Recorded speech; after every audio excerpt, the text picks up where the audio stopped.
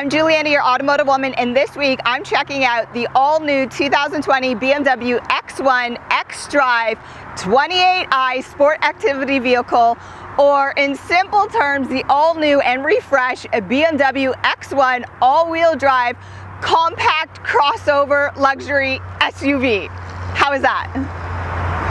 I think it's a little bit long.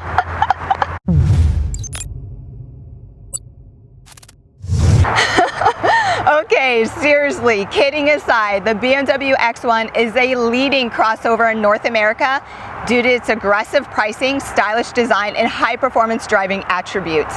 My 2020 BMW X1 Edition model receives both the optional Premium Enhanced package in addition to the optional M Sport package, and is covered in the all-new Misano Blue metallic paint and powered by a 2-liter 4-cylinder turbocharged 8-speed automatic transmission, producing 228 horsepower and 258 pounds of torque, with a respectable 0 to 100 in 6.5 seconds.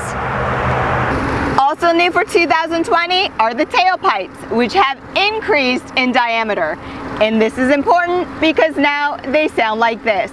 Hit it!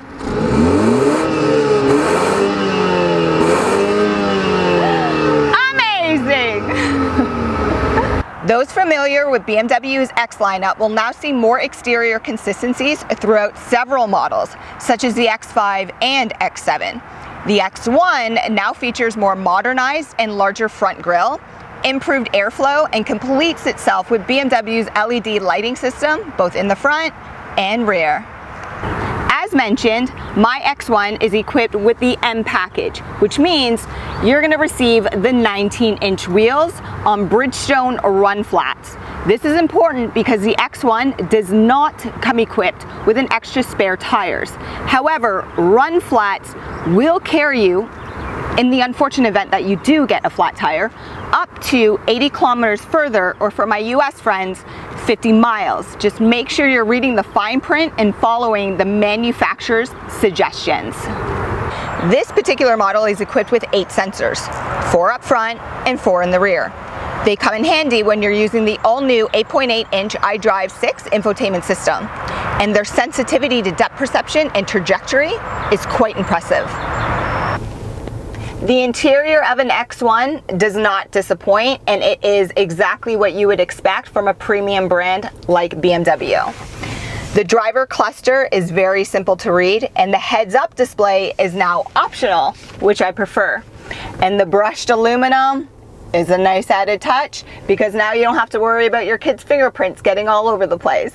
But I'm going to focus on the infotainment system and the iDrive 6 because it's very easy to use, and sometimes new technology can be intimidating.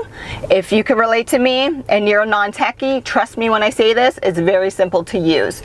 I'll show you an example of the navigation system, which you can use through your touch screen up here or on the touchpad. So with that, simply push navigation, enter address. I'm going to use this for a first time is actually just speaking to it. Please say the desired address or a point of interest. Formula 1 Canada. Formula 1 Grand Prix du Canada 2170 Avenue Pierre Dupuis, Montreal was selected. Guidance has been started. Amazing. If you want the volume on or off so she could actually speak to you, just look on the side here and just, push it. Follow the road for 100 meters. And if you don't want the noise, just shut it off. But it's as simple as that. To turn it off, push the checkered flag, stop your guidance. Like I said, super easy to use. If you prefer using your touchpad, same thing. Menu, select what you would like. Down here, doesn't get any easier. It says navigation. Start the process over again.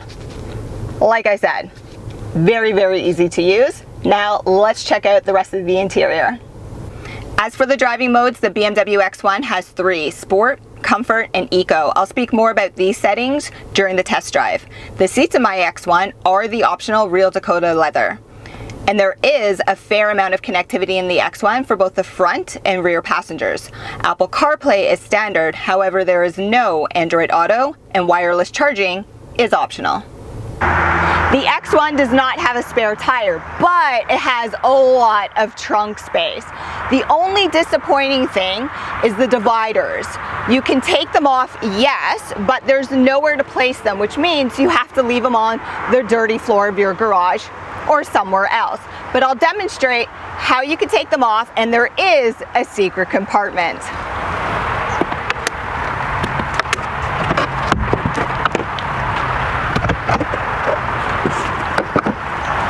For my lady friends, this is for you.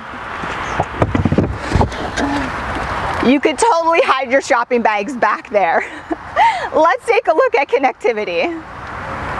In relation to connectivity, it is available back here, which is an added bonus, but I wish BMW would have included a rear seat release button like they did in the X3M competition I reviewed, because currently, as is, you have to manually release them.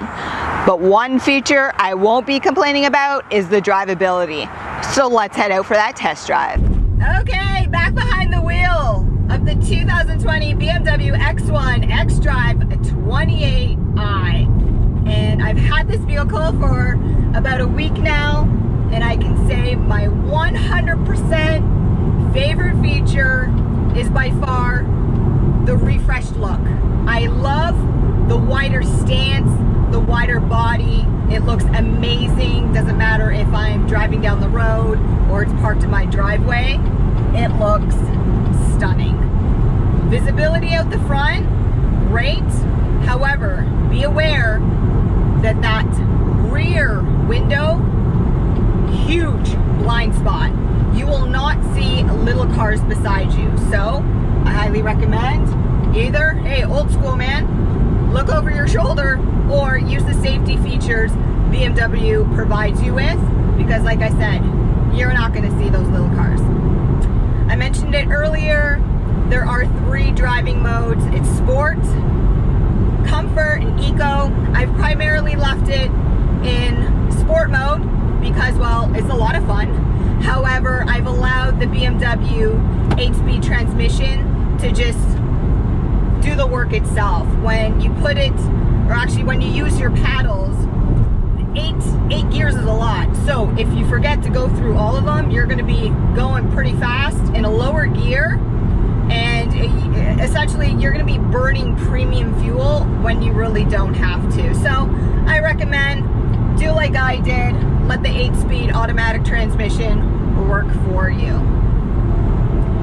In relation to comfort, comfort's really important. I mean, I'm comfortable up here. I mean, it's super duper important that the driver is comfortable. However, I have a small family. I usually travel with passengers as well, so it's important how they feel. So I made my fiance jump in the back seat, took him for a drive, and I said, honey, how's it feel back there? And the first thing out of his mouth is just, it was really nice. And I said, well, I didn't ask if it's nice, how's it feel? And he's like, oh yeah, that's comfortable too. So rest assured that the back seats are super nice and they're comfortable. I should actually mention that if you watched my BMW X3M competition review, you know that one of the first features I turned off was lane departure warning. It was so aggressive in that car that it was ripping the steering wheel from my hand. However, in the X1, it's much more settled. And when you put on your signal, as you should, it actually eliminates the warning altogether and it moves over smoothly. Another great comfort feature is that armrest. So when you jump in, you're, maybe likely, I'm really short, I'm only 5'3". If you're a little bit taller, well, it's gonna be fine for you. But the armrest is actually positioned way too low if you're a short driver like myself. So just adjust it. I thought that was a great feature. Some of the other cars I test drive don't have the ability to do that. So BMW does allow that, and it made the ride even more enjoyable. If my sources are right, and you are in the market for a BMW X1 now, a luxury compact crossover SUV, purchase now, because the 2021 won't see a lot of updates because the 2020 was completely refreshed. So you're likely to get a great deal right now on the 2020 edition model. But I mean, if you want to wait for the 2021, cool.